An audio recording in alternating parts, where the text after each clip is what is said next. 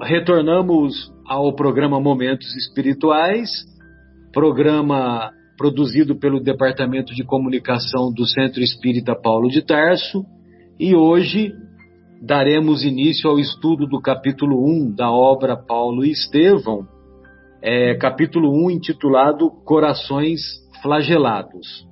Estamos na companhia do nosso querido José Folharini, da nossa querida Fatinha, do nosso querido Marcos, do nosso querido Bruno e da nossa não menos querida Adriana. Muito bem, esse capítulo Corações Flagelados da obra Paulo e Estevão, nós vamos fazer um resumo dos principais acontecimentos e depois vamos dar início aos comentários pertinentes, né? Muito bem, então no capítulo 1, o Emmanuel descreve de maneira poética a cidade de Corinto e dá uma vontade desgraçada de estar lá, né? De tão bonita que é a descrição. E ele descreve os acontecimentos lá na Corinto do ano 34 depois de Cristo, ou seja, um ano depois da crucificação do Mestre. E aí ele diz que havia tido uma revolta dos escravos lá na cidade de Corinto e as autoridades romanas enviaram uma autoridade, um representante do governo chamado Licínio Minúcio.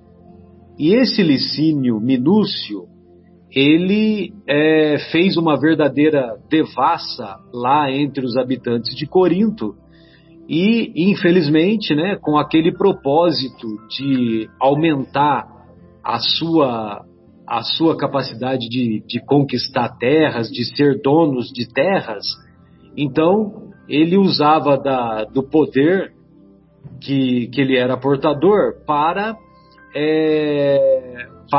expoliar, para arruinar as famílias que estavam envolvidas nessa devassa com falsas acusações e com o objetivo de ampliar a sua riqueza e também de estender o seu domínio, uma vez que ele usava da própria autoridade que ele foi conduzido. Muito bem. E aí,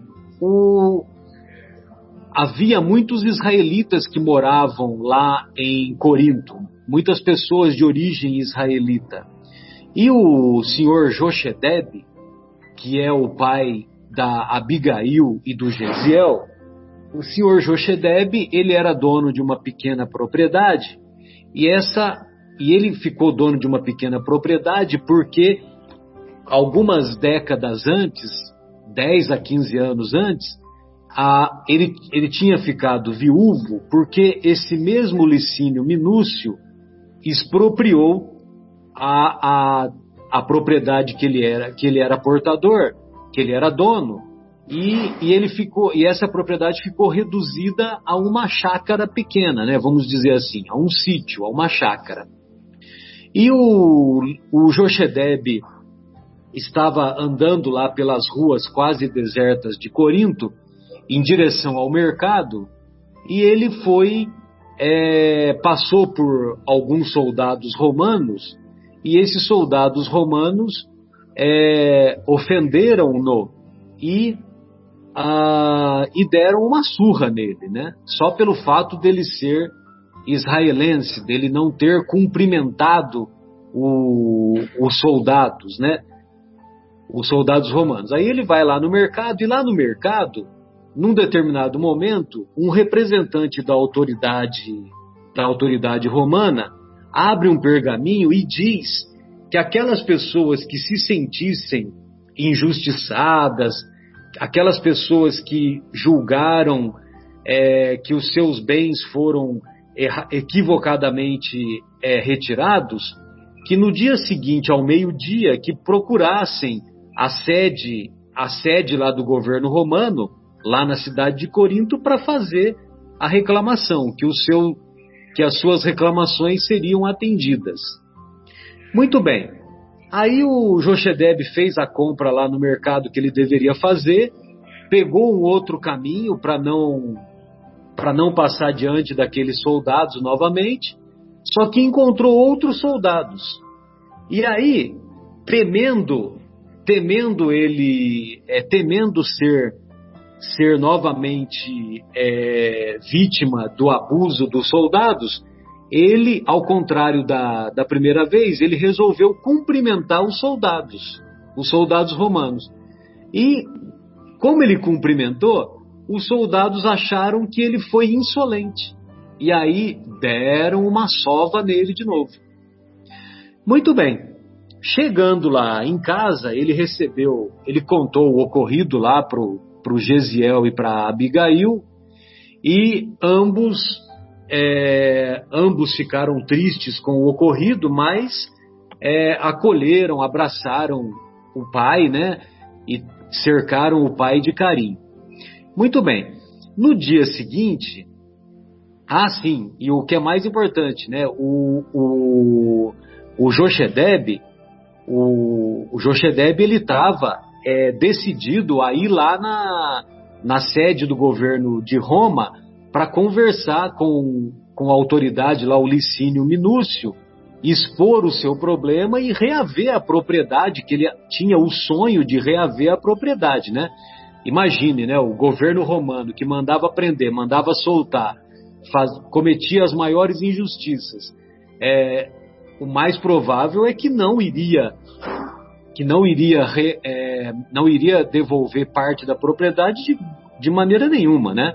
Mas ele ficou iludido e ele se dispôs a participar lá nessa audiência lá com o Licínio Minúcio no dia seguinte.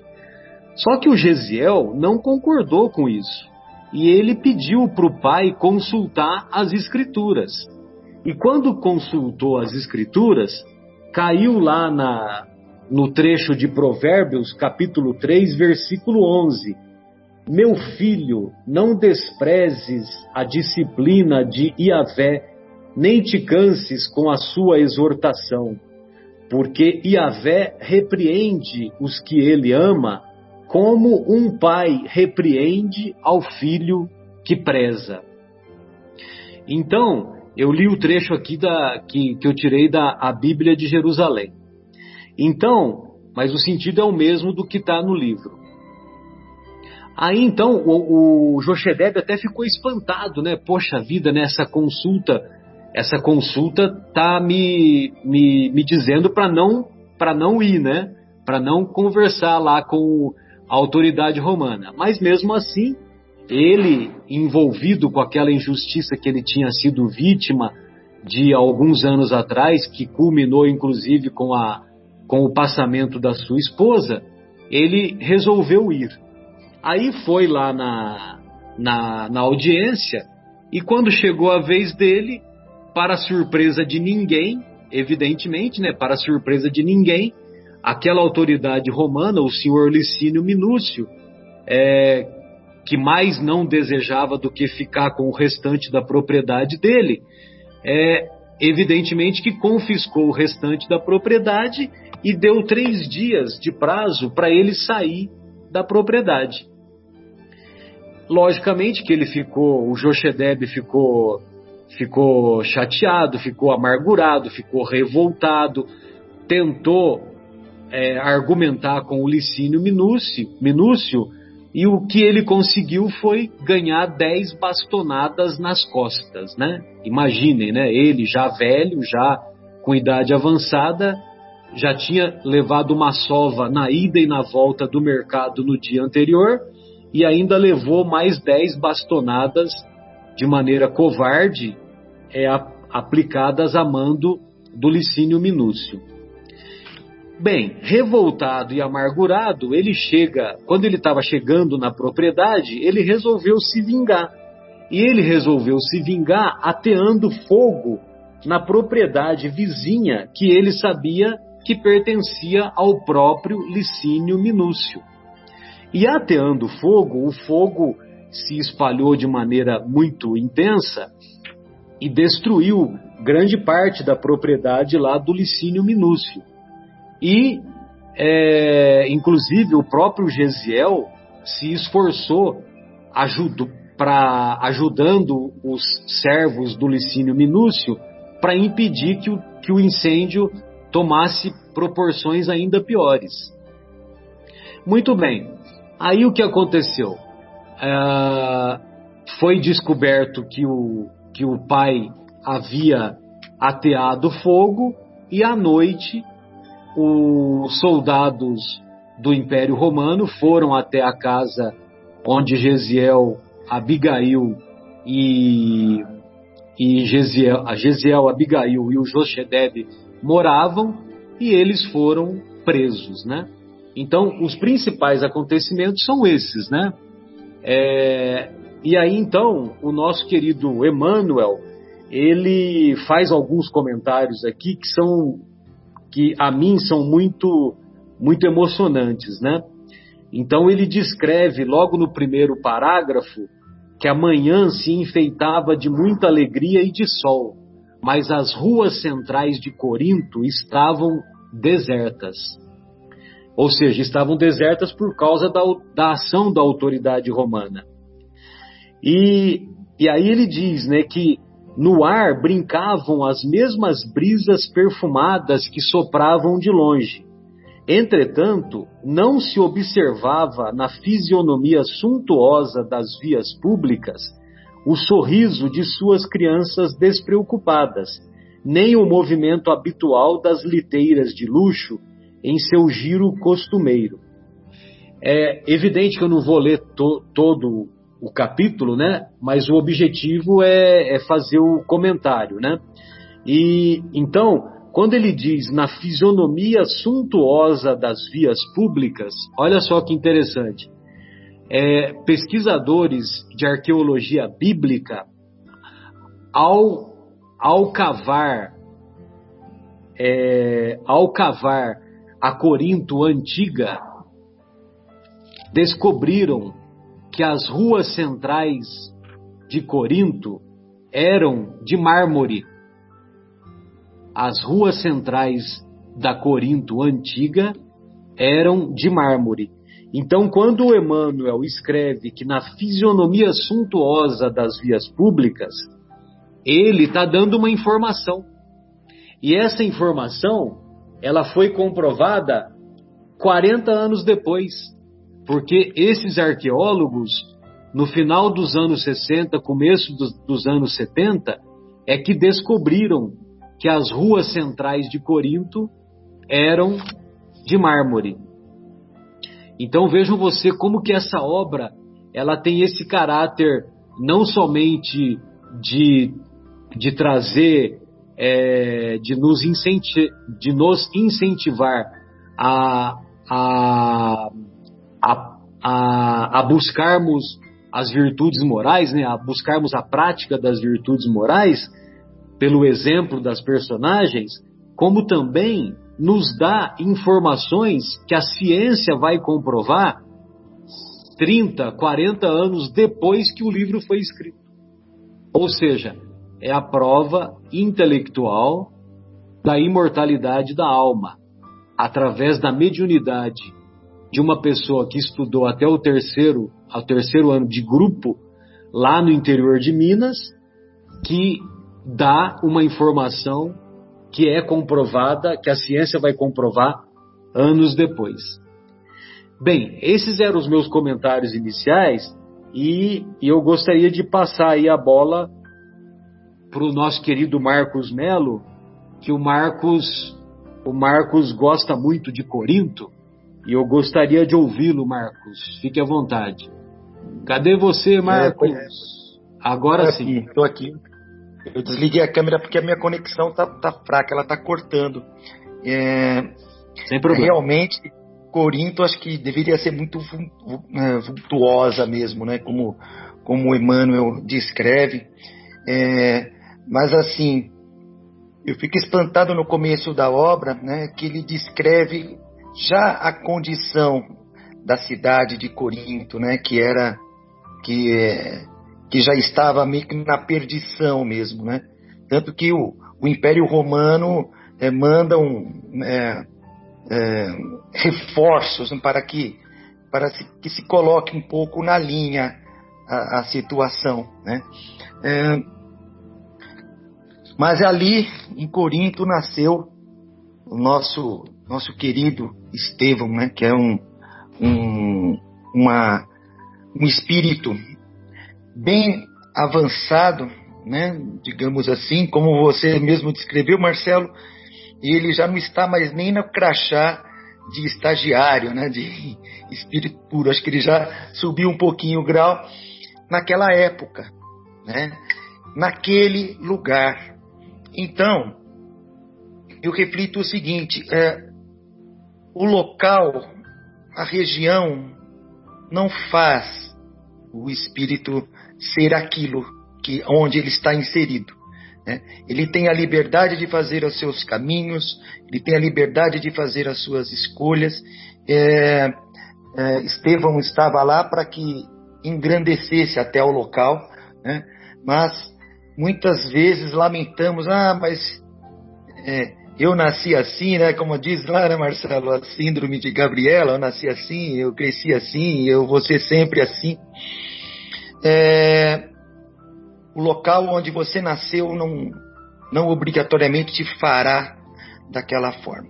Então a gente já vê, mesmo sem ter conhecido o Cristo, sem mesmo ter ouvido falar de Jesus ou lido algo de Jesus, Estevão já era um cristão, né? Um cristão original, digamos assim. Olha, você vê que coisa, né? Ele já tinha um coração cristão. Os ensinamentos de Jesus parece que já estavam até dentro dele, sem ter ouvido uma palavra. Então ele sempre buscava a compreensão, o lado pacífico, enquanto que o seu pai, né, falava que o povo de Israel era um povo escolhido, né? Então eles deveriam exercer esta posição de povo escolhido e aquele orgulho, né? Por isso ele foi falar ao Licínio, né? Para tentar reaver parte da propriedade. Mas é claro que não ia dar em nada, né? Tanto que a escritura mesmo, parece que nada é por acaso, ele leu pedindo prudência, né? Mesmo o Estevão dando conselhos que não, o orgulho foi mais forte nesse sentido, né? É claro que ele estava com o orgulho todo ferido, que já tinha passado por situações deploráveis. A gente vê o Império Romano terrível, né? O que fazia com as pessoas de cercear a liberdade, cercear a escolha, cercear o livre-arbítrio, né? Com mãos pesadas, né? Com mãos pesadas. Então, essa obra começa nos inserindo na época, né? Como é que estava o mundo naquela época. O mundo realmente precisava de um Cristo, né? Precisava de algo que pudesse começar a mudança do que era, né? Mãos pesadas, julgamentos, coisas injustas, né, acontecendo, castigos e penas, e enfim, estava uma perdição. Corinto era uma dessas cidades na perdição. Então, no começo desse capítulo, nos insere na história, mas nos insere naquele mundo, né? Então, nos coloca, nos explica, o mundo era daquele jeito. E dentro desse mundo a gente vê ainda espíritos do bem, né? Então, como Abigail também, na pureza de Abigail e toda a sensibilidade de Estevão. É isso, acho que assim, mais com essa introdução, viu, gente, minha colaboração. Obrigado. Perfeito, Marcos. Fatinha, gostaria de ouvi-la, querida. Fique à vontade. Não vou me deter exatamente ao capítulo, porque isso vocês fazem com muito mais capacidade, mas vou comentar uma coisa que achei muito interessante estudando esse livro, não lendo apenas, né? É que é um dos livros, acho que o único, pelo menos que eu conheço, que fala a respeito de Abigail. E eu achei muito interessante, porque ela é uma figura muito importante no nosso caminhar desse livro todo e mesmo depois, né? E a revelação da personagem só está contida nas tradições espirituais que são o resultado dessa obra, né? Porque não tem referência dela nos evangelhos, no Atos dos Apóstolos, nada disso. Sim, e na vida de Paulo ela foi uma pessoa muito importante. Muitíssimo, sem dúvida. Então essa referência que eu, estudando, fui percebendo, eu achei muito importante.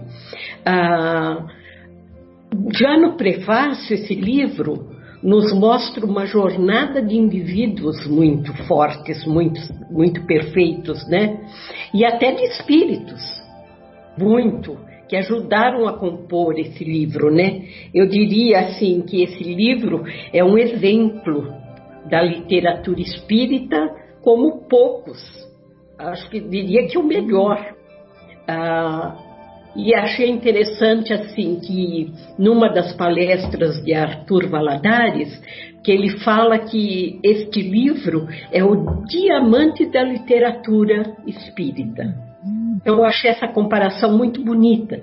Paulo Estevão é uma inspiração para mim, de emoção, de livro. Ele me estimulou a ler muitos outros e de vez em quando eu gosto de pegar e ler ainda alguns trechos. Então, assim, é um livro que não dá para ler uma vez e esquecê-lo. É um livro para se ter em casa e de vez em quando ler novamente, porque cada leitura é um aprendizado novo. Então, acho que nós estamos num caminho muito maravilhoso estudando esse livro agora. Então, mais do que comentar sobre esse capítulo, eu precisava dizer isso. Tá ótimo. Beleza, Fatinha, obrigado. Zé Fernando, gostaria de ouvi-lo, querido. Bem, Marcelo, algumas considerações rápidas. Primeiro, apesar da suntuosidade da cidade, o que ninguém questiona, porque isso foi provado, como você já disse, até por arqueólogos, nem toda cidade era daquela forma, não é? Tanto que na página 18 nós vamos encontrar, quando é lido o édito do Licínio Minúcio, que no dia seguinte estaria atendendo as pessoas, fala-se assim que braços hercúleos levantou a liteira e saíram às pressas, né? E que um pequeno vendaval levantou a poeira na localidade, né? Mas o que eu queria dizer aqui é a questão do Yosefed. Ele demonstra, na página 17, ele demonstra, depois de ter apanhado pela primeira vez dos centuriões que lá estavam a pedido do procônsul, ele chega, né, ao mercado e vai fazer a compra. Ele diz assim, lá no livro, né, que ele se mostrou fortalecido pelos afetos do coração que lhe dominavam os pensamentos. Ou seja, diante daquela injúria, daquela agressão, ele ficou firme, ele lembrou dos filhos, provavelmente lembrou da vida, do que tinha, e se fortaleceu. Porém, no retorno, ele é agredido novamente, e pela situação contrária, né? Na primeira ele não cumprimentou, apanhou. Na segunda ele falou, vou cumprimentar, apanhou, né? Então, o que aparece muito, eu fiz até anotações em muitos parágrafos, isso está na página 22, na página 23, na página 24, na página 25, 30, 32, 34, e deve ter mais páginas aí. É o conceito de retidão e de lei que ele tem. Ele quer que se faça lei, porque ele foi espoliado, como você já relatou, né? Numa vez anterior que o Licínio Minúcio passou por lá. Ele já foi espoliado, ele tornou-se agredido. Então ele cita, inclusive, para o Gesiel, em uma conversa fantástica que tem, nesse primeiro capítulo, que o Pai, Deus, não poderia ser injusto com ele. Que ele tem o direito de que se faça a justiça. E aí que eu me peguei. Muitas vezes nós buscamos essa justiça, mas é a justiça humana. E essa justiça humana, ela é falha, por mais evoluída que ela esteja de quando ela se iniciou. Ela é feita por homens, por nós. E, como eu disse, por mais assentada que ela esteja em determinações legais, que deveria vir todas de costumes e hábitos para se tornar lei, mas nem sempre é assim. Nós vemos, principalmente no nosso país, infelizmente, muitas leis não vêm de costumes e hábitos.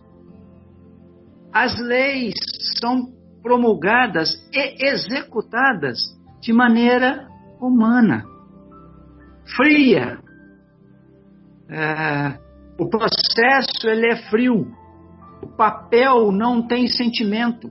Por melhor que seja o advogado, por melhor redação que ele tenha, e faça toda a escrita de forma a mostrar para o julgador, ele não consegue, muitas vezes, dentro da frieza daqueles papéis, tocar o julgador. Então, buscar a justiça terrena é realmente algo, eu digo assim, a palavra vai ser forte, mas não é bem por aí. É insano. Para nós que buscamos o cristianismo, nós temos que ter sempre a justiça cristã, divina. Irmos, obviamente, defender-nos naquilo que for necessário, mas sem nos preocuparmos, ou pior, sem agredirmos ao próximo. E o Yoseved, ele mostra isso. Como você já relatou, ele chega a atear fogo na propriedade do Licínio. Ele não se controla. A raiva dele era tanta. E não estou aqui condenando de maneira alguma, pelo amor de Deus. Talvez, se fosse comigo, eu fizesse até pior. Mas a raiva dele era tão grande que ele esqueceu todos os ensinos que ele tinha, evangélicos não, do Velho Testamento, não é? E que Gesiel e Abigail, na noite anterior, tinham lido e falado com ele, e mostrado para ele, né? Ele esquece de tudo isso. Ele quer a justiça. E isso é o que a gente encontra muito nas mesas mediúnicas, nos casos de obsessão. Deus não me fez a justiça. Eu estou aqui e eu vou fazer. O meu sócio me roubou, me traiu. A minha esposa me traiu. Agora eu vou fazer a justiça. E este é um caminho todo errado. É o caminho que, infelizmente, nos joga numa bola de neve, que a gente sabe quando começa, mas não tem noção de como e quando terminará. Então, acho assim, ficou muito patente para mim essa busca pelo cumprimento da lei que o Yoseved queria fazer. É isso que ficou muito nítido para mim, ao ponto dele não entender a chamada de atenção do Gesiel e da Abigail com relação a deixar na mão de Deus. Tá? É isso, gente. Maravilha, Zé. Ô Marcelão. Opa, pois não, só um comentário também, só rapidinho. Parabéns, Zé. Foi ótimo o seu comentário. Em cima dele, só complementar, né? Eles ainda estavam a lei dos homens, a lei de Moisés, do olho por olho, dente por dente, né? Que ainda imperava. E aí a participação, a importante contribuição do Paulo, que levou a nova lei do Cristo, a este povo que não conhecia. E esses mesmo que seguiam a lei de Moisés, que era o olho por olho, dente por dente, né? Então, nós vamos ver aí para frente, claro, a contribuição que Paulo levou à nova lei, né? A essa que Jesus fala, eu não vim para modificar a parte dos 10 mandamentos, mas veio para dar o cumprimento e mostrar a lei dele, né? Não fazer ao próximo o que não queres que faça contigo, amai os vossos inimigos, amai aos próximos como eu vos amei, como já temos bem falado, né? Mas a gente percebe aí, né, o Yochebed, que a lei dele ainda é o olho por olho, dente por dente, e o Estevão não tinha isso. Mesmo seguindo as escrituras antigas, ele já dentro do coração ele já estava com o cristianismo. Mas a grande parte, a grande maioria, ainda não tinha acessado os ensinamentos do Cristo. Infelizmente, né? É isso, desculpe. Muito obrigado. Opa, imagina, que isso. Bruno, Adriana, gostaria de ouvi-los. Fiquem à vontade. Ô Marcelo, eu acredito que aquilo que tem nesse capítulo de mais importante, né, principalmente para nós espíritas, que naquela época não era tão claro assim, mas que hoje com todos os ensinamentos e com toda a clareza que a doutrina vem em direção a nós, a gente não pode deixar de citar, né?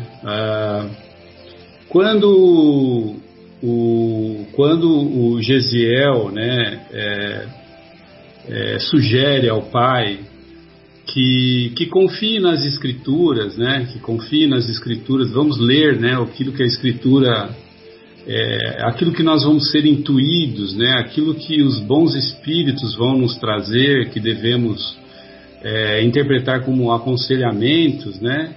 Ele aí já demonstra uma fé muito grande, né? Que nem colocado pelos colegas aí, que mesmo sem saber dos ensinamentos de Jesus, mesmo sem ter ouvido nenhuma palavra a respeito de Jesus, ele já tinha isso no coração, né? A confiança de estarmos aqui e de podermos contar com irmãos benfeitores espirituais que estão adiantados e que podem realmente nesses momentos nos trazer bons conselhos, desde que nós estejamos afinados com ele e saibamos interpretar essas minúcias, né? E na parte que você leu aí, que você tirou do livro direto, né, dos provérbios, eu só gostaria de voltar aqui àquilo que tem no livro, que fala assim, ó: filho meu, não rejeites o corretivo do Senhor, nem te enojes de sua repreensão, porque Deus repreende aquele a quem ama, assim como o pai ao filho a quem quer bem. Então isso, a doutrina espírita, como eu havia dito, ela traz com muita clareza, né? Deus, ele não quer repreender. Essa é uma forma subjetiva naquela época, né? De dizer que existem leis, né, Marcelo? Existem leis, como a gente fala, como no livro dos Espíritos também trazido para a gente pelo Espírito da Verdade, que existem leis universais, leis com as quais Deus, nosso Criador, escreveu as linhas do nosso universo, dos nossos mundos, daquilo que nos orienta ao desenvolvimento. E essas leis, elas não podem ser quebradas sem ter realmente uma consequência daquilo que nós fazemos.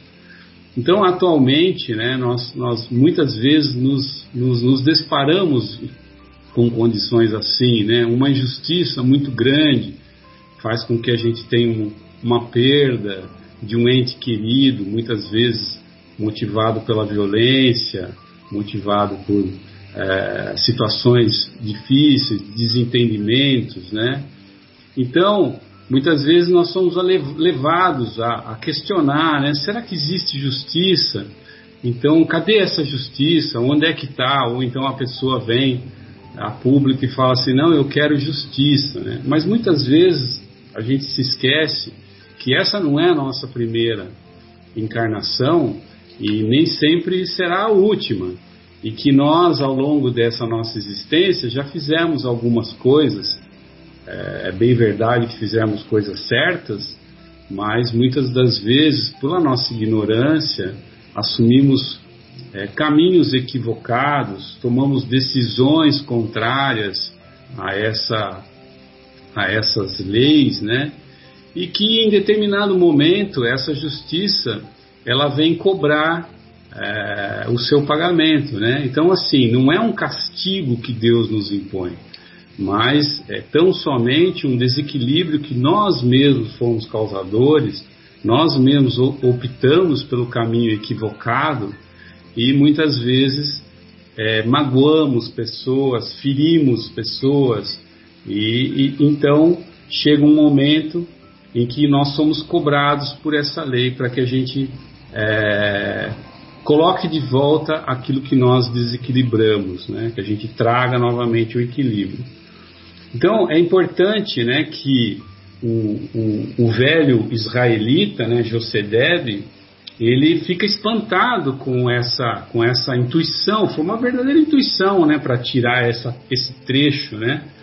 Ele fica espantado, mas ele fala, olha, recebo a advertência dos escritos, meu filho, mas não me conformo com a injustiça. Então, é o que nós fazemos muitas vezes, né? A gente recalcitra, a gente faz o quê? A gente não aceita, a gente não tem aquele coração resignado para aceitar a corrigenda que vem para o nosso bem, e não para nos prejudicar, mas sim para que a gente aprenda o caminho e que a gente possa ter a oportunidade de reparar aquilo que nós fizemos por o nosso mau uso do nosso livre-arbítrio.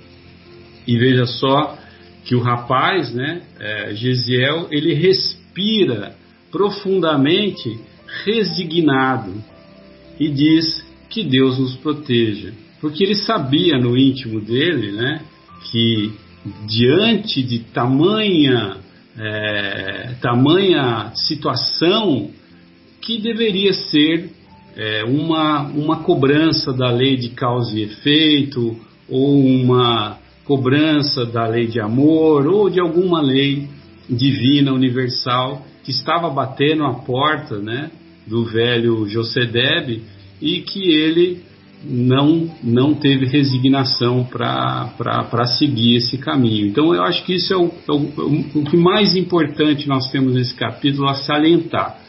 E lembrar aquela frase famosa, né, que as injustiças, elas existem, mas não existem injustiçados.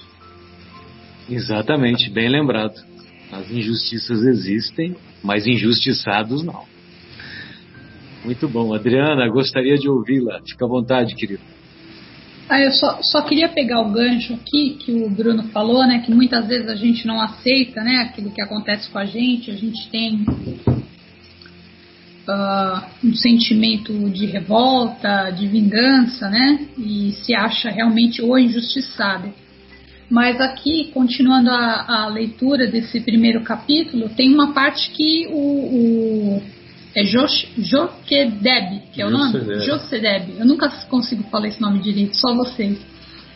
Tem uma parte que quando ele vê que aí sim ele viu o perigo que ele estava, aquilo que iria acontecer com ele pela ação que ele tomou, ele fala, agora eu nunca mais vou reclamar de nada. Então muitas vezes a gente faz exatamente a mesma coisa. Depois que a gente fala, depois que a gente ofende, depois que a gente toma uma atitude impensada, na hora que você vê aquilo que saiu de dentro de você tão ruim, aquilo que causou, muitas vezes a gente se arrepende, mas aí já está feito. E muitas vezes não basta, porque a outra pessoa do outro lado também é um ser que também tem as suas dificuldades, e pode ser que ele não entenda muitas vezes o seu pedido de perdão, pode ser que ele não entenda a sua revolta, e aí vai ter uma reação. Então, realmente, a lei da ação e reação, muitas vezes, quando a gente comete uma atitude que é ruim para a gente, né, primeiramente, e que causa mal para o outro, a gente tem tem a ação e vai ter, obviamente, uma reação. Então, eu acho que é extremamente importante eu acho que também tem essa mensagem ali para a gente realmente tomar muito cuidado com aquilo que a gente faz, porque o que o outro faz é responsabilidade dele, mas aquilo que nós fazemos, a responsabilidade é só nossa. Por mais que o outro provoque, por mais que o outro instigue, por mais que tudo ao redor, a sua ação vai ser sempre a sua responsabilidade e uma coisa que você está fazendo porque você quer, né? O livre-arbítrio está aí para isso. Então, que a gente consiga usar com sabedoria, né? Sem dúvida. E depois outra, né? A gente tem que considerar que se nós, como o Zé Fernando tinha comentado, porque uma coisa é nós analisarmos os acontecimentos do ângulo que nós estamos, né? Olhando de cima, sabendo tudo aquilo qual foi a trajetória e tudo mais. Agora, eu estou dizendo isso porque parece que o Jochedeb, que ele é o vilão da história, né? Que ele não precisava ter feito tudo aquilo e tal. Mas se nós nos colocássemos na posição dele, com os conceitos que ele tinha, com o nível de evolução que ele tinha, com aquilo que ele já tinha vivenciado, que ele havia ficado viúvo e havia perdido uma extensa parte do patrimônio que ele possuía, né? Então, para nós é fácil a gente falar, né? Pô, ele não devia ter feito isso, ele devia ter seguido o conselho do Gesiel, da Abigail, né? Mas se nós estivéssemos na pele dele, como o Zé Fernando lembrou, né? Talvez nós fizéssemos até pior, né? Eu com certeza faria. É bem difícil. E outra coisa também, agora... Se hoje nós faríamos, né? Imagine lá, né? 2000 anos atrás. Não quero nem pensar. Outra coisa também que eu achei interessante foi o pai querer ouvir o filho, né? Os filhos. Sim. Isso daí é muito bonito também, né? Que eles foram juntos em família ver o que dizia, né? O Velho Testamento. Então eu achei bonito isso. E era um hábito que eles tinham, né? Que o Emmanuel ele descreve, né? Que as famílias de origem israelita tinha esse hábito de consultar as escrituras quando estavam diante de desafios semelhantes, né? Outra coisa também que a gente pode lembrar, né, nesse capítulo, essa reflexão que eu fiz a respeito do acerto, né, que nós temos que ter com a lei, também é um comentário do Emmanuel, né, que diz que quando a lei da causa e do efeito ela vem cobrar uma sentença, né, se ela encontra o devedor envolvido no bom caminho e no bom trabalho e desenvolvendo o bem, ele diz que a lei manda cancelar, né? Não cancelar, mas manda impedir a sua atuação mais grave, né? Exatamente, por prazo indeterminado, né? Então, quer dizer, é bom a gente saber que por mais que a gente tenha cometido coisas erradas contra a lei lá atrás, por mais que nós temos motivos a expiar, se nós estivermos no caminho do bem, quando a lei nos encontrar e querer retribuição daquilo que fizemos de forma equivocada, se nós estivermos envolvidos no caminho do bem e da bondade, da fraternidade e da caridade para com os irmãos, a gente vai ter o nosso julgamento suspenso por tempo indeterminado. Então isso também traz um alento para a gente, para que a gente saiba que também não é só pela dor, existe o outro caminho também, né? O do amor. São as atenuantes, né? São as manifestações da misericórdia de Deus, né? Pois não, Marcos? O Marcelo, não, eu queria só fazer também um breve comentário dos personagens que nós estamos vivendo nesse capítulo. Nós somos o Jochebed, com certeza, né? Que eu acho que nós nos identificamos muito mais com ele do que os demais. Não somos os romanos impiedosos, mas também não somos o Gesiel, né? Não somos o Gesiel e nem a Abigail. Mas assim, nós vivemos nos tempos de hoje atrás da nossa justiça. Nós também não deixamos as coisas para trás, achamos, isso é injusto, né? Nós reclamamos, né? E não vemos pela justiça divina. Na grande maioria das vezes, e não estou generalizando, é evidente que tem muitas boas e belas exceções, né? Mas a grande maioria dos povos que habitam esse planeta é Jochebed Futebol Clube, né? Eu também acho. Pois não, Zé Fernando, gostaria de ouvi-lo, inclusive na visão do direito aí, daquilo que o Bruno comentou há pouco. Marcelo, assim, eu compreendo que lá eles estavam sob a lei de Moisés. O meu comentário foi em cima daquela colocação da frase que está na página 17. Depois dele ter sofrido o primeiro vilipêndio, de ter apanhado, ele se acalmou justamente pela lembrança do afeto que ele mantinha, né, com relação dos filhos dele.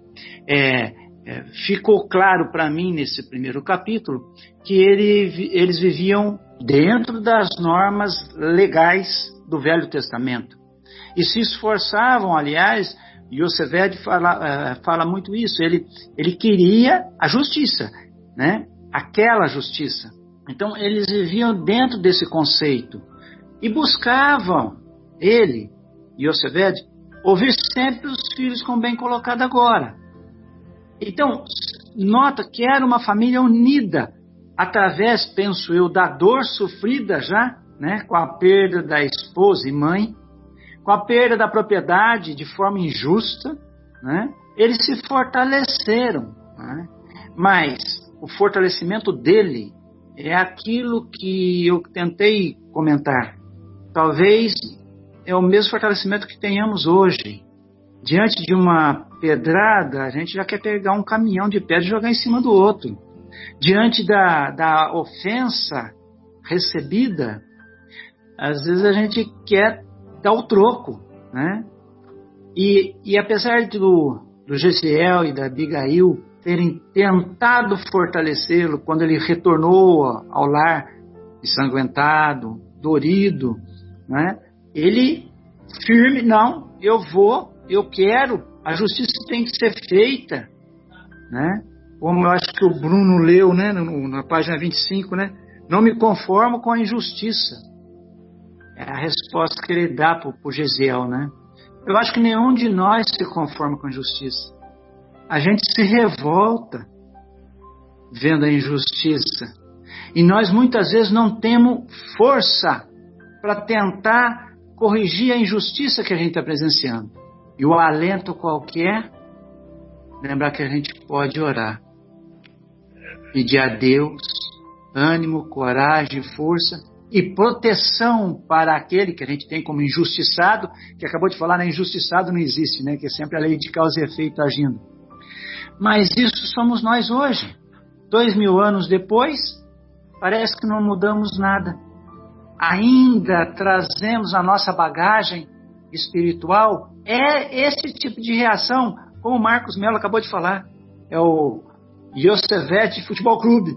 Somos nós, né?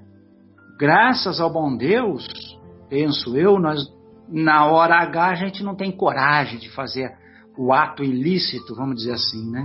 Mas a gente tem que se fortalecer, pegar esse exemplo, porque como colocado, não é porque a gente fala que é espírita, não, pelo contrário. Então pegar esse exemplo, aprender com a doutrina espírita, como lido hoje, né? Na questão dos bons espíritas, né? E eles colocam assim, que podemos chamar de maturidade do senso moral, quando se coloca, mas é difícil entender o espiritismo? Não, porque tem jovens que aprendem, tem pessoas cultas que não aprendem, é a maturidade. O que é a maturidade do senso moral? É aquela maturidade que nós adquirimos com as muitas reencarnações. É a maturidade do espírito. Então, eu vejo assim, o Yosefed, lógico, naquela época, queria sim cumprir a lei de Moisés. E ele tinha direito a isso, né? O filho tentou alertar: pai, não tem como lutar, os caras são a lei. Não adianta. Você vai questionar o quê? E foi o que aconteceu. A desgraça foi feita, né? Porque ele estava dentro do direito dele. Ele só não percebeu que era um engodo. Aquele édito, né? Todo mundo... Eu ainda lembro quando eu li, que eu estou lendo junto com a minha esposa, eu falei: como é que ele pode fazer um édito falando que todos vão ser atendidos? No final ele coloca: todos os pedidos serão atendidos. Mas como? Ele tem que ouvir qual que é a solicitação para ver se cabe, se atendeu ou não. Mas ele já pôs que seria atendido. Lógico, todo mundo foi lá e com quase certeza, talvez tenha sido atendido. O resto tudo saiu perdendo, né? E ele foi coitado. E aí, é aquilo que eu falei. Se eu tivesse no lugar dele, talvez eu não só ateasse fogo. Talvez eu matasse os animais dele, matasse os escravos dele, ou tentasse até matar o Licínio Minúcio. Porque pela segunda vez ele estava pondo a minha vida agora né? Então é isso. Espero nunca passar por essas situações. Espero que as provas que eu tenho, que vocês também, sejam provas que nós saibamos ou temos condição de suportar. Que a gente não venha falir, porque é muito triste. E as consequências daquilo que eu falei. A gente sabe quando começa, mas não sabe quando vai terminar e como vai terminar. Obrigado, gente. Aquele édito era uma armadilha, né? Sem dúvida. Era uma armadilha. Total. O final dele era a armadilha final. Era a armadilha clássica, né? Sim. Fatinha, gostaria de ouvi-la, querida. E observando também que ele não tinha mais a esposa ao lado dele para acalmá-lo e segurá-lo. Porque aqui diz, né?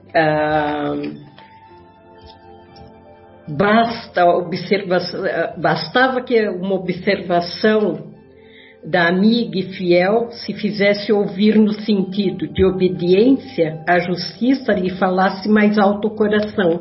Ela chamava ele à razão. Ela era o sustentáculo daquela família. Ela pegava os filhos desde pequenininho e ensinava a doutrina de Jesus, pelo que a gente observa nesse capítulo, né? Eles aprendiam com ela. E ela acalmaria ele se ela estivesse ali, chamando ele à razão. Não, ele não conversou com os filhos antes, assim. Ele foi fazer o que a cabeça lhe mandou, né? Não teve quem segurasse ele firmemente, né? Foi muito triste. Bem lembrado, né, Fatinha? Embora o Gesiel e a Abigail eram frutos da educação da esposa, né? Sim, sim. E só que provavelmente ele não atendeu talvez porque não era a própria esposa que tinha mais amadurecimento, que era da mesma idade, né? Aquela história toda. Sim. Exato, bem lembrado. Bem, pessoal, lógico que tem outros assuntos aqui, né? Tem a história da libertinagem de Corinto, aquela história lá dos soldados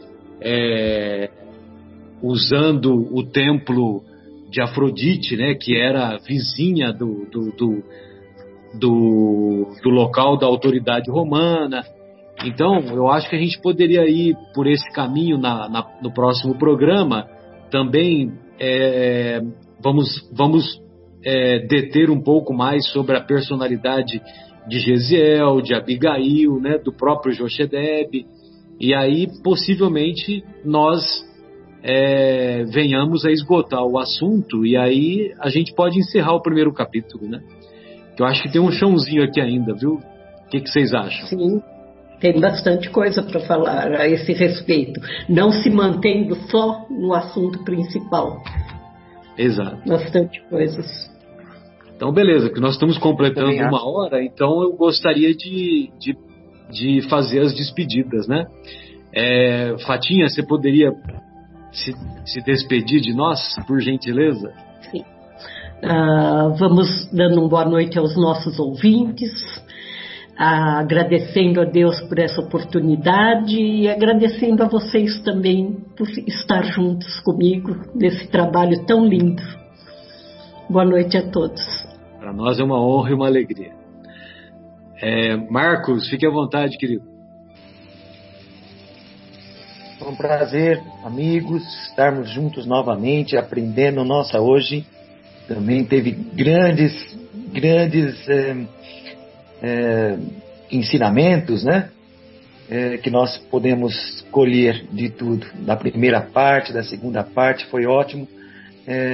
Agradeço a todos a oportunidade de estar aprendendo com vocês e que possamos estar novamente na semana que vem juntos. Uma boa semana a todos, fiquem com Deus, a paz de Jesus aí no coração de vocês. Beijo, fica com Deus. Bruno, Adriana, fiquem à vontade. Pode ir. Pode ir? A dama primeiro. As mulheres é que mandam, né? A Fátima já ia falar isso, né? Brincadeira, lógico, mas queria agradecer também a companhia de vocês e desejar a todos uma semana iluminada, com muita força, pensamento positivo, e também aos nossos ouvintes que possam, assim como a gente, ter essa alegria de estarmos juntos aqui na próxima semana, né? Que é sempre muito aprendizado e muito bom estar junto, né? E ao mesmo tempo longe, né? Mas o programa, quando ele chega na nossa casa, ele traz as pessoas para perto, né? Então que esse sentimento fique aí durante toda a semana. Fiquem com Deus aí, muito obrigada.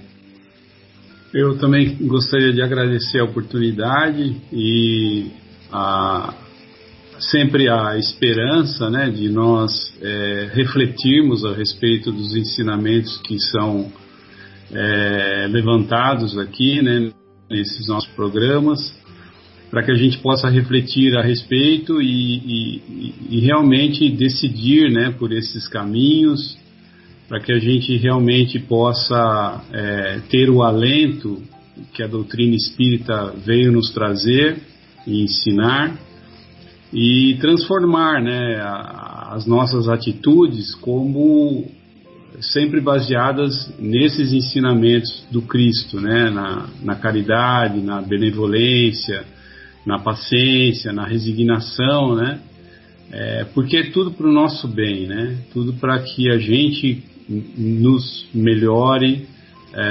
moralmente e para que a gente tenha um crescimento espiritual, né? Então fica aí esse desejo, que tenhamos uma semana muito iluminada, bastante positiva, com bastante trabalho e pensamento positivo.